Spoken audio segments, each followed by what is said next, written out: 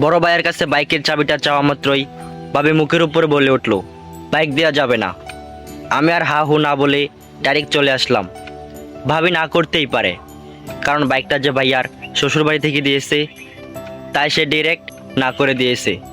মনের মাঝে কিছুটা কষ্ট পেয়ে তার রুম থেকে বাইর হয়ে আসলাম।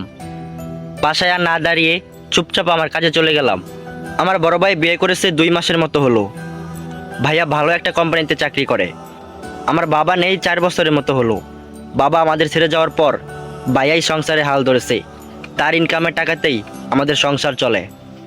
ভাইয়া কখনো নিজের জন্য কিছু কিনে নাই, আগে আমার জন্য কিছু কিনে দিয়ে তারপর নিজের জন্য কিনেছেন। আমি ইন্টার সেকেন্ড ইয়ারে পড়াশোনা করছি। পড়াশোনার পাশাপাশি নিজেও কিছু একটা করার চেষ্টা করতাম। ভাইয়া বলল, আমার পড়াশোনা আগে, আমি যতদিন আছি তাতেই চলবে। আমি আর ভাইয়ার উপরে কথা বলিনি, কারণ ভাইয়া আমাকে সব সময় আগলে রেখেছে। বাবা মারা যাওয়ার পর ভাইয়া খুব প্রেশারের মাঝে পড়ে গিয়েছিলেন, কারণ ভাইয়া সবেমাত্র পড়াশোনা শেষ করেছেন। সে এখনও জবে জয়েন করেননি। তারপর একটা কোম্পানিতে ভালো পজিশনে জব পেলেন। তারপর আমাদের আর পিছু ফিরে তাকাতে হয়নি। যা করেছেন সব কিছু ভাইয়ার চেষ্টাতেই করেছেন। ভাইয়া আমাকে আর আমার মাকে দেখাশোনা করতে লাগলেন। আজ কলেজে একটা জরুরি কাজ ছিল।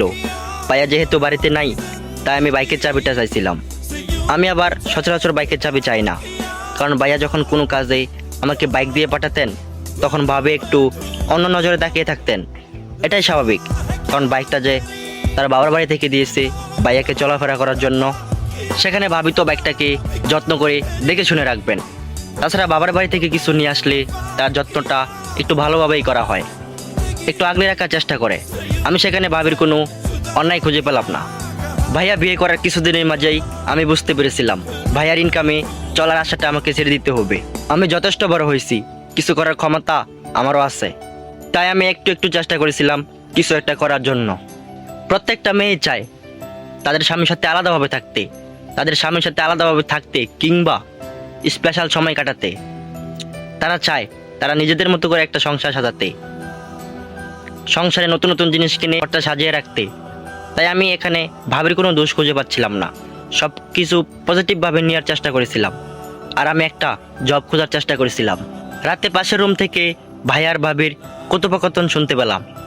ভাইয়া ভাবিকে বলল, নিশি, আমি তোমাকে নিয়ে বেশ হতাশে দিন পার করছি। ভাবি বলল, কেমন? ঠিক বুঝতে পারলাম না। তুমি সকালে এভাবে আচরণ না করলেও পারতে। আবির তো আমার ভাই হয়, আর আমি ছাড়া আবিরের কে আছে বলো? বাবা তো আমাদের ছেড়ে চলেই গেলেন। ভাবি তখন ভাইয়াকে বলল, রায়ান দেখো, বাইকটা আমার বাবা দিয়েছে, আমি তো বাইকের যত্ন নিতে পারি, তাই না? আর যদিও তখন একটা অ্যাক্সিডেন্ট হতো, তাহলে কি একটা অবস্থা হতো ভেবে দেখেছো? আর ও তো এখনো ছোট, বাইকের ক্ষতি হলে তোমার পকেট থেকে টাকা যেত। এত কিছুর কি দরকার ছিল? ভাইয়া তখন ভাবিকে বলল, সেট আপ, মুখে যা আসে তা বলে তো হবে না। আবির আমার ছোট ভাই, আর সে আমার কাছে কোনো কিছু আবদার করতেই পারে, আর এই ব্যাপারে তোমার কিছু বলতে হবে না। ও যদিও কোনো ভুল করে থাকে, তাহলে আমি আছি শাসন করার জন্য। এখানে তোমার কিছু বলার থাকে না। আমি পরবর্তীতে চাইবো না তুমি এমন কিছু করো কিংবা বলো যাতে আমার ভাই এবং আমার মা কষ্ট পায়। আমি এটা সহ্য করতে পারবো না।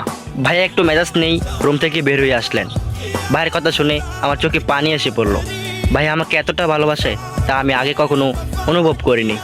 আজ আমার ভাইয়ের কথা শুনে আমার চোখের পানি আর না ফেলে পারলাম না।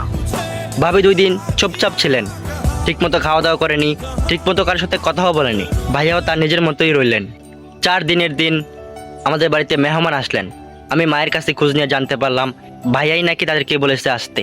ভাইয়া আমাকে নিয়ে বের হয়ে পড়লেন। আমাকে বাইরে নেওয়ার পর অনেক অনেক অবাক হলাম। আমার জানা ছিল না এরকম ভাই আর কারো থাকতে পারে। ভাইয়ের কার্যকলাপ দেখে আমার বুকটা ফেটে যাচ্ছিল। মনে হচ্ছিল রাস্তায় বসে চিৎকার করে কেঁদে নেই। নিশ্চুপভাবে কেঁদে যাচ্ছিলাম। বাইকের পিছনে বসে ভাইয়াকে জড়িয়ে ধরে হু হু করে কেঁদে যাচ্ছি। ভাইয়া আমাকে কড়া শাসনে বলল, দেখ আবির, একদম ছেলে মানুষই করবে না, এখানে কান্নার কি আছে? আমি কেন কাঁদছি তা পরে বলছি। আমি ভাইয়ার ভাবনায় ডুবে রইলাম। আমার ভাবনায় শুধুই ভাইয়া। আমরা 2 ভাই যখন বাড়ির উঠানে গেলাম, তখন সবাই আমাদের দিকে অবাক হয়ে রইলেন। ঘর থেকে মা এবং ভাবির পরিবার এসে আমাদের সামনে দাঁড়ালেন। ভাবি কিছু বলতে যাবে, তখনই ভাইয়া ভাবিকে থামিয়ে ভাইয়ার শ্বশুরকে বললেন, বাবা, আমায় ক্ষমা করবেন। আমি প্রথমেই আপনাদের কাছে ক্ষমা চেয়ে নিচ্ছি। আমি জানি কথাটা শুনে কষ্ট পাবেন, কিন্তু আপনি যতটা কষ্ট পাবেন তার চেয়ে দ্বিগুণ কষ্ট পেয়ে আমি বসে আছি। এই যে একটা বাইক দেখতেছেন, এটা আমার ভাই আবিরের বাইক। আমি আর আবির কিনে নিয়ে আসলাম, আর আপনারা যে বাইকটা দিয়েছিলেন ওইটা নিয়ে যাবেন। আমি চাই না আপনাদের কোনো জিনিস এই বাসায় থাকুক। আপনাদের মেয়েকে আমাকে দিয়েছেন, এটাই অনেক কিছু। আমি ওকে খুব আগলে রাখবো, তাতে কোনো কমতি থাকবে না। আমি আপনাদের কিছুই চাই না। আমি বিয়ের সময় বলেছিলাম আমার কিছুই লাগবে না, তাও জোর করে আপনারা দিয়েছিলেন। নিশি, আপনার দেওয়া বাইকের জন্য আমার ভাই আবিরকে কষ্ট দিয়েছে, তাই আমি আপনাদের সকল জিনিস ফিরিয়ে দিতে যাচ্ছি। ভাবছেন এটা হয়তো আমি আবেগের বশে করছি, কিন্তু যাই ভাবেন না কেন আমার কোনো আপত্তি নাই। আমার ভাইয়ের চাওয়া পূরণ করার দায়িত্ব শুধুমাত্র আমার। আমার বাবা বেঁচে থাকলে আমার বাবার কাছেই চাইতো। বাবা যেহেতু নাই, সেহেতু আমি আমার ভাইয়ের সব। তাছাড়া আমার বাবা আমার পড়াশোনার জন্য অনেক টাকা নষ্ট করেছে, আর সেই টাকার ভাগ আমার ভাইয়েরও আছে। যতদিন ও কিছু করতে না পারবে ততদিন ওর পাশে আমি আছি। আমার ভাইয়ের ওপর আমার আস্থা আছে, ও যথেষ্ট ভালো ছেলে। আর হ্যাঁ, আবে যতদিন চাকরি না পাবে ততদিন আমি, আমার মা, আমার ভাই একসাথেই থাকবো। আর নিশি যাতে এই ব্যাপারে কোনো কথা না বলে। আর এই সিদ্ধান্ত যদি আপনারা না মানতে পারেন তাহলে আপনারা বিকল্প সিদ্ধান্ত নিতে পারেন, আমার কোনো আপত্তি নাই। ভাইয়ের কথা শুনে আমি সেখানে স্থিরভাবে থাকতে পারিনি। আস্তে করে রুমে গিয়ে চোখের পানি ফেলি। ভাই আমাকে শাসন করতো ঠিক আছে, কিন্তু যে এতটা ভালোবাসবে তা আমি কখনো কল্পনাও করিনি। সত্যি ভাই ভাই আর ভাই বোনের ভালোবাসার কাছে পৃথিবীর কোনো ভালোবাসার তুলনাই হয় না।